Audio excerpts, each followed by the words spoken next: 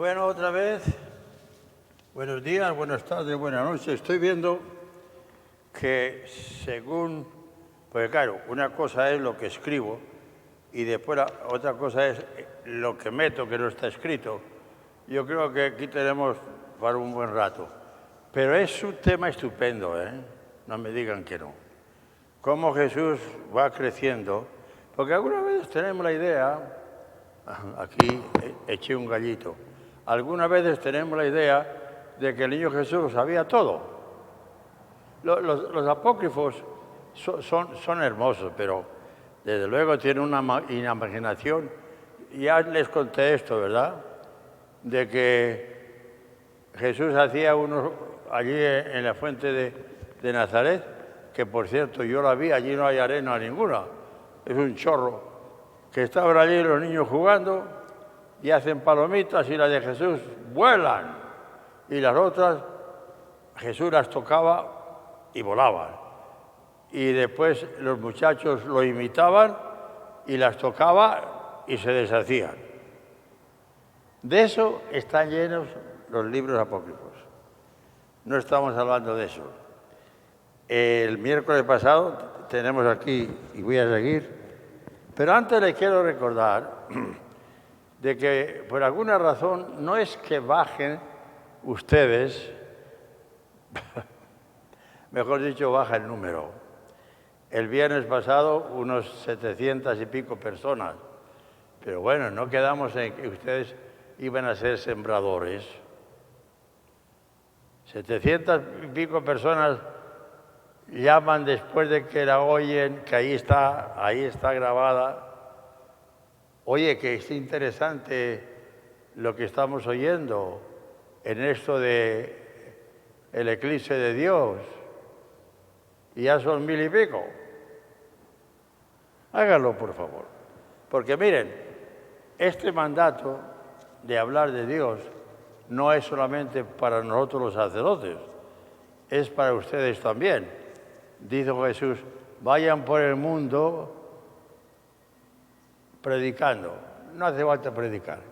Hablando de mí. Claro. Otra cosa que voy a decirles, porque no quiero... me han dicho, me han pedido, y lo hago con mucho gusto, los párrocos amigos, dice, oye, ¿por qué no les dices que sigan cooperando económicamente? Porque la verdad es que aquí, por ejemplo, ahí en el patio están unos cobertizos muy bonitos, por cierto, pero son 100 personas y sigan ayudando a las parroquias. Yo a los demás, como les he dicho, no tengo autoridad, nada más que el párroco me ha dicho, pero aquí sí, porque es la parroquia donde estoy yo, San Fernando, Rey de España. Por cierto, miren, aunque no tiene nada, sí tiene que ver. San Fernando, Rey de España, era un español, claro, y tenía un primo hermano, San Luis, rey de Francia, también rey. Las madres hermanas. Y por qué no decirlo, me levantaré el cuello, española las dos. Dos madres tuvieron dos reyes santos. O sea, entre San Luis, rey de Francia, y San Fernando, rey de España, primos carnales. Un trozo de historia, ¿verdad? Bueno, ¿en dónde estábamos? Sí, estábamos... ese problema enorme que a mí muchas veces me hace pensar, pero me hace pensar en el sentido hermoso. Vamos a ver. Jesús lo sabe todo como Dios y no sabe nada como hombre. Ahora estamos hablando de lo segundo. No sabe nada como hombre. Va aprendiendo en la vida. Y como Dios, lo sabe todo.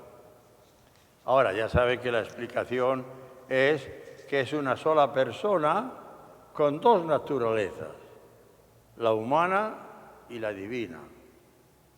O sea que estas pláticas, además de sacar provecho para nosotros, aprendemos teología, ¿no? Teología es theo, en griego significa Dios, logos, palabra de Dios. Tenemos una clase de catecismo para adultos, si quieren. Bueno, seguimos ¿con qué? Ah, sí. Dios profundiza en Dios. O sea, Jesús Dios, como chiquillo que era, y como hombre que era, profundiza en ese otro Dios, pero no le vino de repente como a los apóstoles le vinieron el Espíritu Santo, que eran unos pescadores que no sabían posiblemente ni leer ni escribir, que tenían miedo, que veían a Jesús que venía por encima de las aguas y comienzan, fantasma, fantasma. Y Jesús, no hombre, no, soy yo. Bueno, no es ese del Jesús que estamos hablando. Ese era Dios y hombre al mismo tiempo. Estamos hablando de Jesús hombre cuando nadie hubiera dicho que era hombre. Niño. ¿Cómo sucede este crecimiento? Repito lo que dije en la otra charla. Como Dios lo sabe todo, es todopoderoso. Como niño no sabe nada. Le tendrá que preguntar a San José bendito y a la Santísima Virgen, papá, ¿y esto qué es? Pues mira, esto es un aparato que se llama martillo, con el cual martilleo yo este hierro para que salga lo que quiero de este pedazo de madera. Eso es Jesús niño. Y mamá, ¿y usted por qué le pone levadura a toda esa masa que tienes ahí? Que le pones un poquito y esa masa se hace gigantesca. Porque mira, hijo, esta masa se llama fermento y tiene una propiedad que lo que hace es que fermenta toda la masa de esa para que haya más pan. Eso fue aprendiendo Jesús como usted y yo. ¿Cómo sucede todo esto? ¿Cómo pasa todo esto? ¿Quién podrá descubrirlo y decirlo?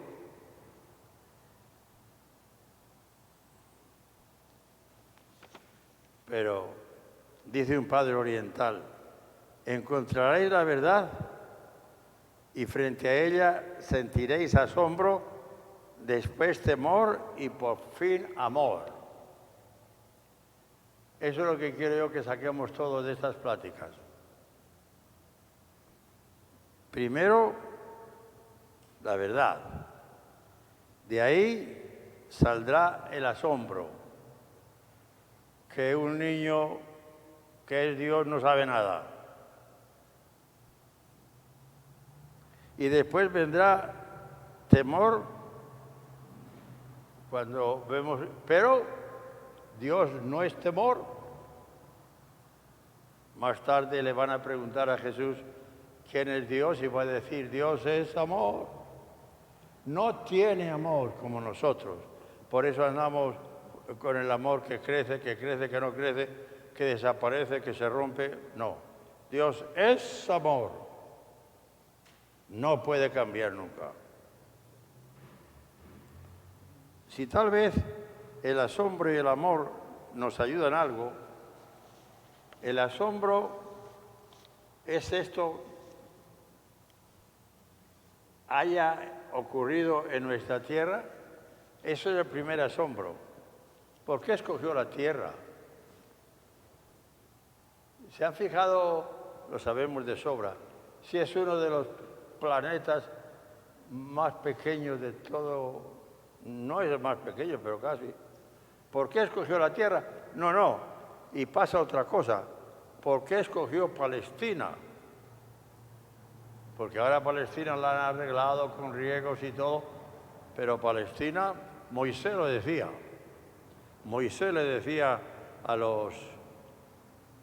¿Por qué no se escogió si somos el pueblo más pequeño? ¿Por qué no escogió entonces a los romanos, que eran los dueños del mundo conocido? Y lo hicieron, y a los romanos, hiciera a los romanos el pueblo de Dios. A los egipcios que nos dejaron sueltos, ¿por qué Dios nos dijo, muy bien,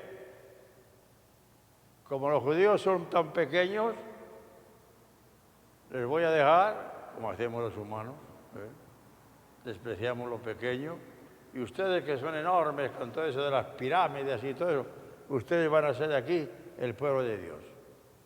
No, Moisés dijo, aunque somos los más pequeños, somos los preferidos de Dios. Bueno, ahora pasamos a otro punto, que no vamos a terminar tampoco, pero que es parte de todo esto, Y este punto es los maestros de Jesús.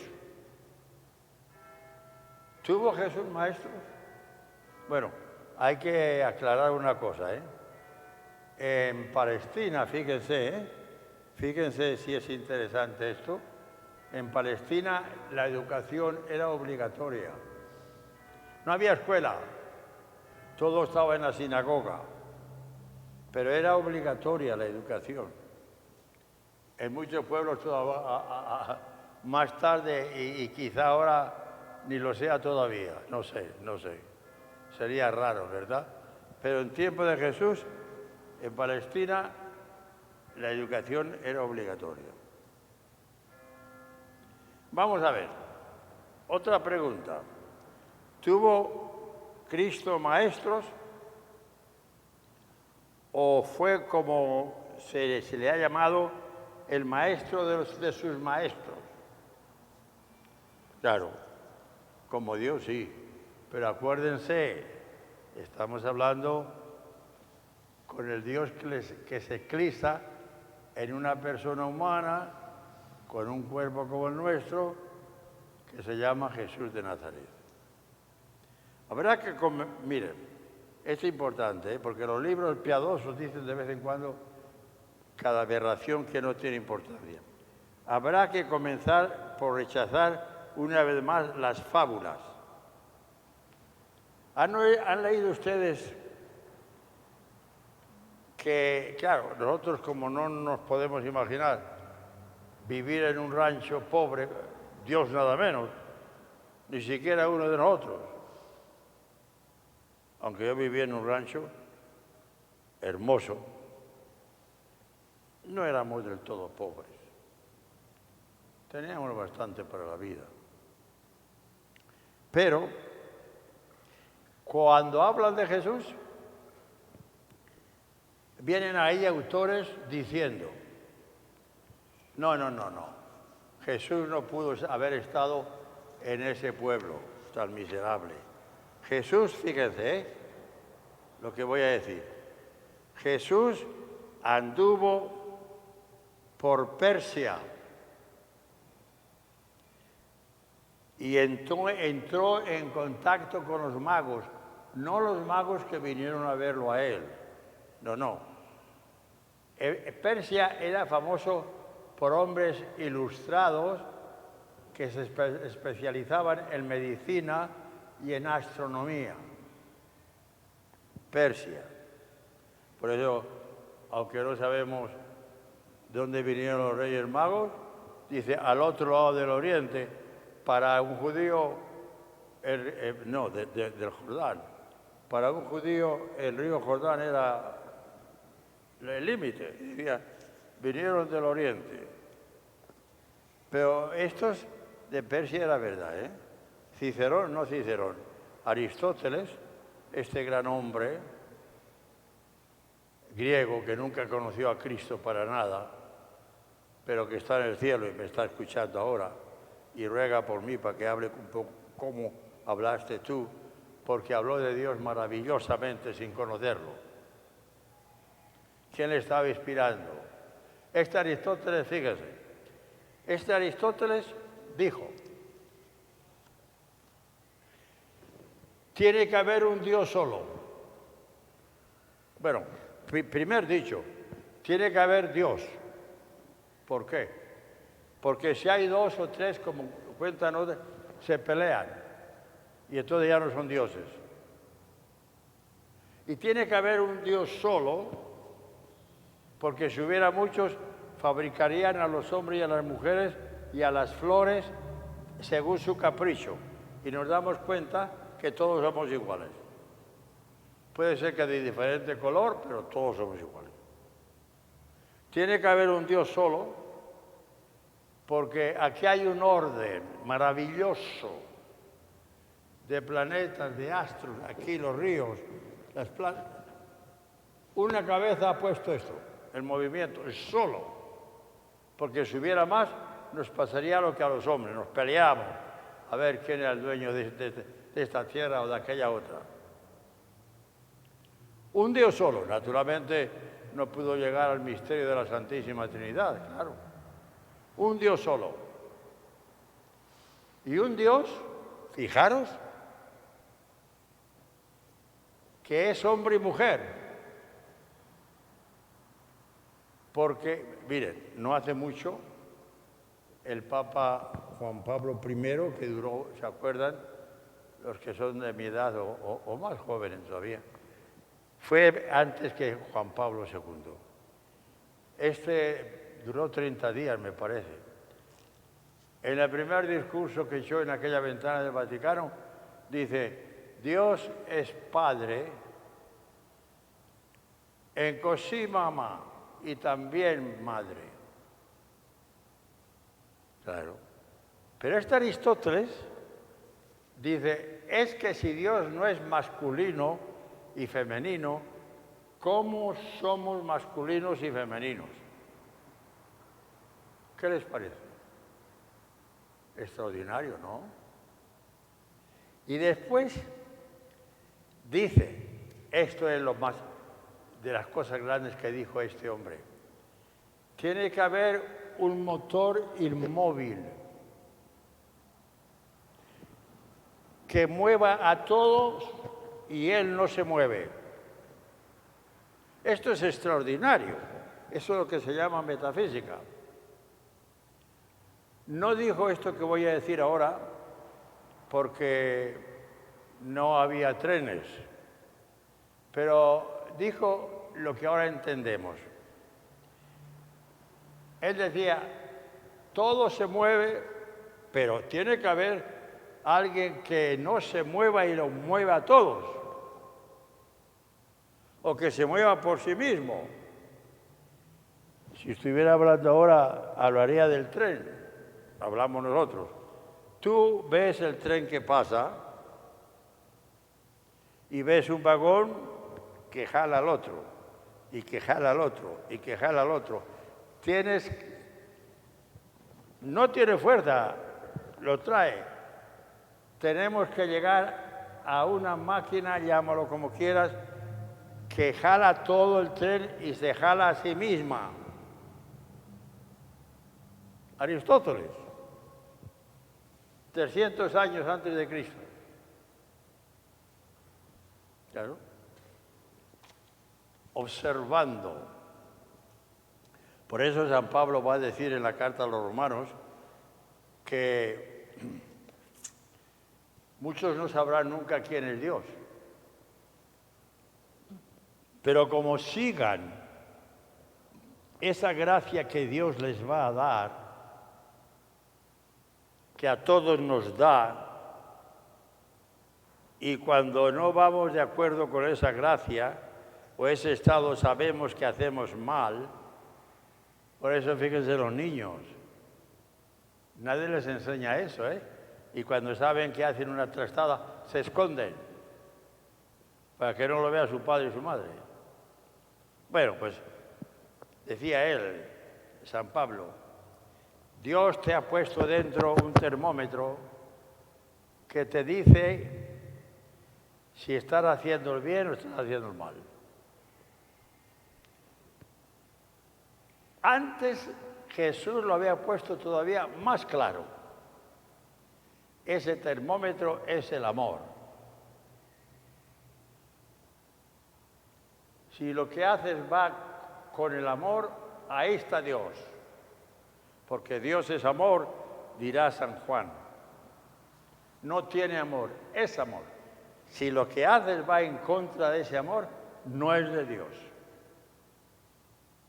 Miren, esto me da a mí cabida para hablar un segundo de estos famosos ruidos que algunos escuchan en su casa, o de cosas por el estilo, o que se apareció no sé quién, su madre o su padre en el sueño.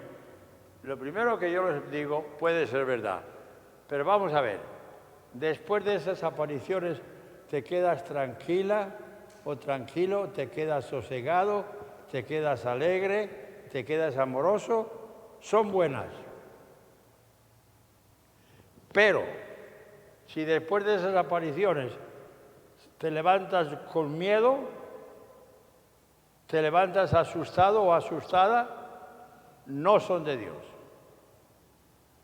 Será que tu cabeza las ha formado o lo que sea, pero de Dios no. Ese es el termómetro. Todo lo que viene de Dios es amor. Y si tú sientes algo, esas apariciones, etcétera, etcétera, pasan, que por cierto yo no sé, a mí nunca me han pasado. No, ni quiero que vengan. Bueno, qué mal me da. Iba a decir que ya tengo el termómetro, ¿para qué? Si me viene una de esas apariciones o miedos o lo que sea que me dejan con miedo, no es de Dios. Y se acabó. Ahora, si me dejan con paz, tranquilidad, hermosura, amor, es de Dios. Bueno, pues ahí como ven esas conclusiones, que es lo que llaman lógica mayor y metafísica, pues eso lo decía Aristóteles.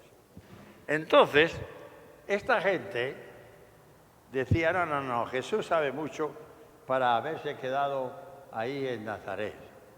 Y algunos dicen que se fue a seguir a Zoroastro, que era un pensador, pero no del todo como Aristóteles, o a Buda.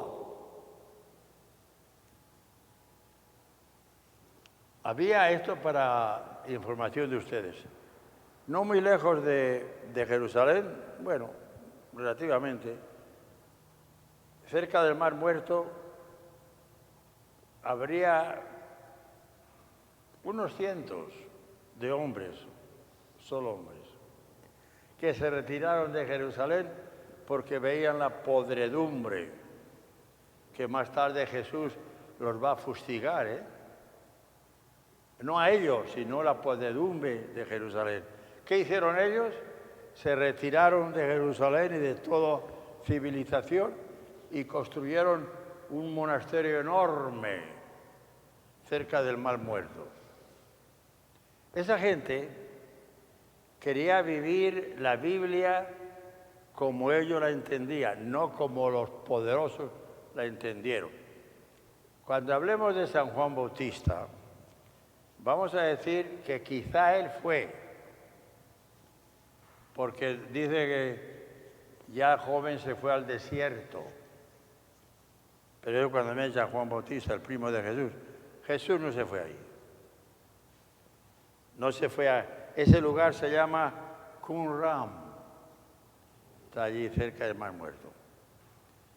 La primera de las razones que demuestra estos sueños los que piensan esto, es la de que Jesús no demuestra ni la más mínima gota de ninguna cultura que no sea la hebrea, la suya. Si hubiera ido a esos lugares, de vez en cuando citaría algo, ¿no? Nada. No hay en sus discursos, en sus actitudes, en sus modos de pensar y ver el mundo, un solo rastro de las visiones de la India o del Oriente. Ni siquiera puede decirse que haya en Jesús rastros de cultura griega. Bueno, un poquito para nuestra información. Grecia hubo un tiempo en que fue el centro del mundo por su cultura. De ahí vino Aristóteles, Platón, Séneca, y además entonces viene un genio de la guerra que se llamaba Alejandro Magno, que por cierto fue alumno de Aristóteles. Y ese Alejandro Magno, que conquistó todo, era un tipo muy interesante. Fijaros, murió a los 27 años y lo había conquistado todo. Fue la primera persona que en el mundo se le ocurre edificar una biblioteca. Ahora vemos las bibliotecas, vemos libros. Es que no había nada de eso, ¿eh? Y él decía, la gente tiene que ilustrarse. Y la primera biblioteca que se edificó en Egipto fue en la ciudad que él fundó, que se llama Alejandría, de Alejandro Magno. Esa cultura griega se extendió por todas partes. Incluso cuando Alejandro Magno murió a los 27 años, fue una lástima, pues el Imperio Romano conquistó lo que él había dejado y conquistó también, pero en el Imperio Romano se hablaba griego. Después vino el latín, y del latín vienen las lenguas nuestras. Se hablaba griego. Y yo creo, dicen los autores que tienen más que yo, que Jesús sabía algo, porque no vemos en la Biblia jamás a Jesús usar un intérprete. Y habló, por ejemplo, con Pilatos, el gobernador. Y los romanos, historia, lo sabemos, no aprendían ninguna lengua. Por ejemplo, en Jerusalén, aprender el hebreo, nada, por principio. Tenía que ser el griego o latín, que vendría del griego. Bueno, pues ni siquiera esa cultura griega, que es enormemente buena, Jesús menciona para nada. Aunque, como digo, lo más probable hablaba de griego, porque ¿en qué lengua hablaba con Pilatos? Nunca aparece en la Biblia ningún intérprete, ¿eh?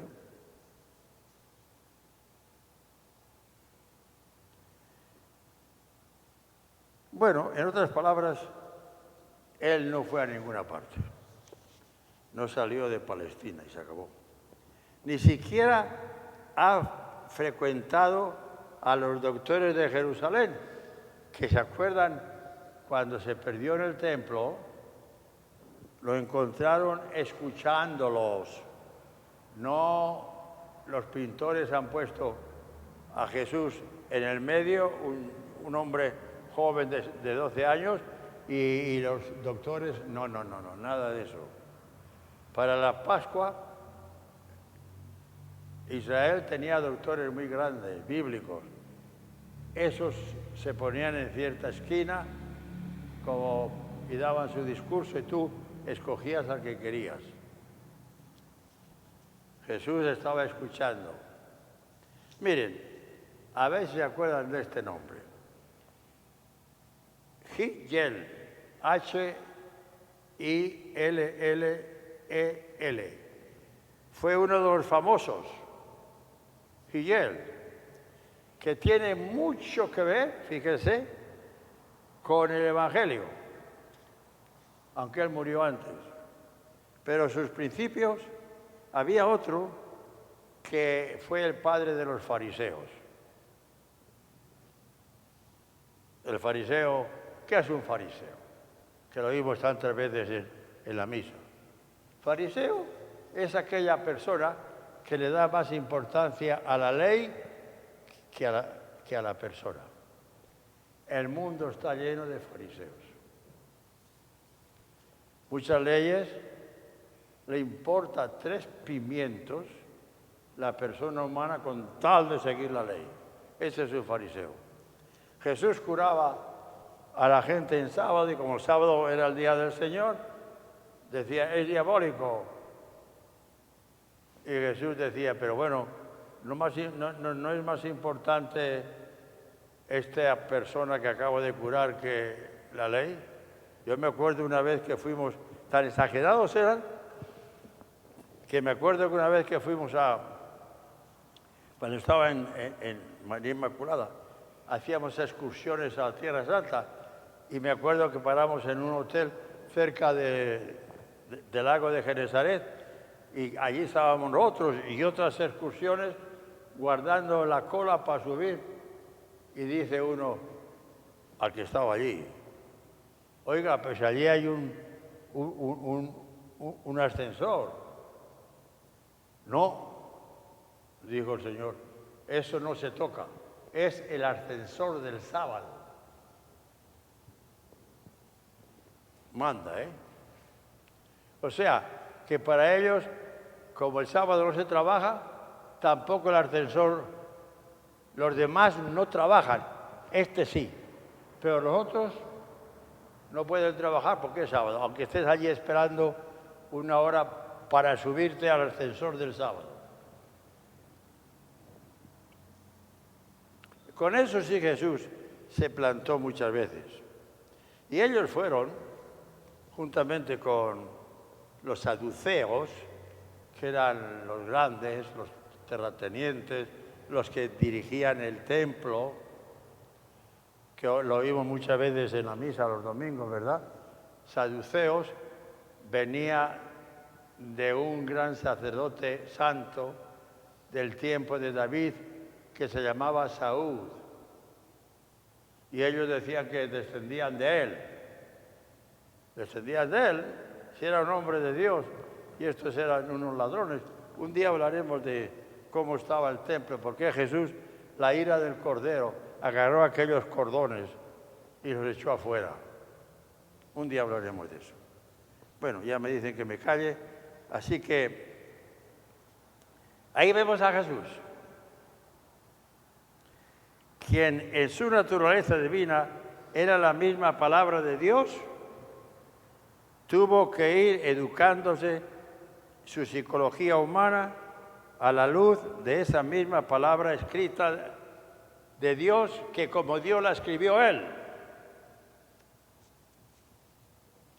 Pero como hombre no la sabía. Esto es hermoso, ¿eh? Qué amor nos tendrá para hacer lo que hizo. Cuanto en ella se decía, iba aclarando lo que su intuición, como niño, ya la había descubierto. Iba clarificando su destino que veía, hacía a 2 luces, y más exactamente a una luz que se percibía con una especie de doble espejo. Esos espejos que cuando vas a las ferias te ves en 2. Así estaba Jesús. Pero acuérdense, Jesús fue un niño con su chorrito y todo, igual que nosotros, joven igual que nosotros. Bueno, aquí terminamos. El próximo miércoles comenzaremos con este mismo tema, pero otro título que se llama Más allá de todo maestro. Muchas gracias por escucharme. Corran la voz. que se aprende mucho, no por mí, sino yo lo copio del libro. Pero vale la pena, somos cristianos, aprender. Que Dios nos bendiga a todos en el nombre del Padre, del Hijo y del Espíritu Santo. Amén. Y muchas gracias.